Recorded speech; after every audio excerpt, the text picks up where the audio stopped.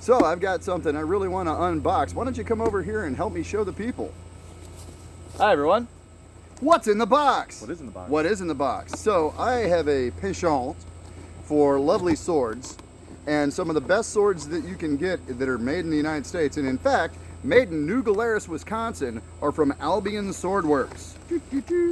I have had this one for quite a while, but it got damaged.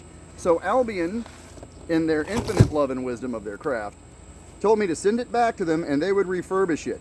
This sword had actually pitted along the blade here and on the other side. They have restored the maker's mark. There's a little schmutz on it from the foam.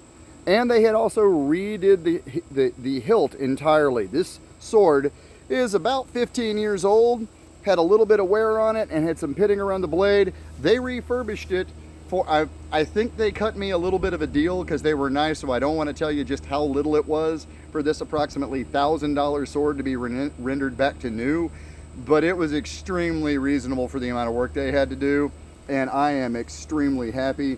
Thank you to Mike and to everybody over at Albion. That's Albion. Keyword search that and find Albion Swordworks. If you really want a high-end, historically accurate replica sword, if you want to do test cutting, use it for living history, these are sharp, or just to hang on the wall and be an actual real medieval sword. They're full tank constructed. Note that that's peened on the end, actually peened on, wheel pommel, and this is a beautiful sword. It is a Battle of Poitiers era sword. I believe this is a Type 15. I'd have to look to be exactly sure on the Oakshot typology, but this is one of my favorite swords. This is the one I wear to Days of Nights, and it looks like it just came home, because effectively it did. They basically took my damaged sword and made it brand new. It's a beautiful sword. That is absolutely gorgeous so work. Light in the hand and quick, and it's basically made for thrusting. You see it's got the diamond cross section making it very, very stiff, but it also could render a very serious cut, especially with the middle and the strong of the blade being quite thick. This would go right through coat armor, anybody lightly armored. Do you want to point out this stuff that if you're seeing on the camera, some stuff on the blade, that's the foam from this, and that's also the agent they put on it. Yeah, it's heavily oiled. They oiled it to keep it nice through transport, so they care about the product once they ship it. There's a tiny bit of grind mark that is just barely, if you get it at just the right angle, you can just barely see. It is so faint. It is so faint.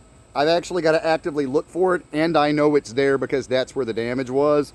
But if I didn't know that it had been damaged there, I would have never been able to tell. They did an amazing job. I have one blade that we got hilted up from Albion and 2 other Albion swords. They're absolutely gorgeous and worth every penny. They're a very high quality sword, even for the price. Everyone's like, they do cost more than your, the stuff out of Bud K or the things you can pick up at a gun and knife show. They are well worth it.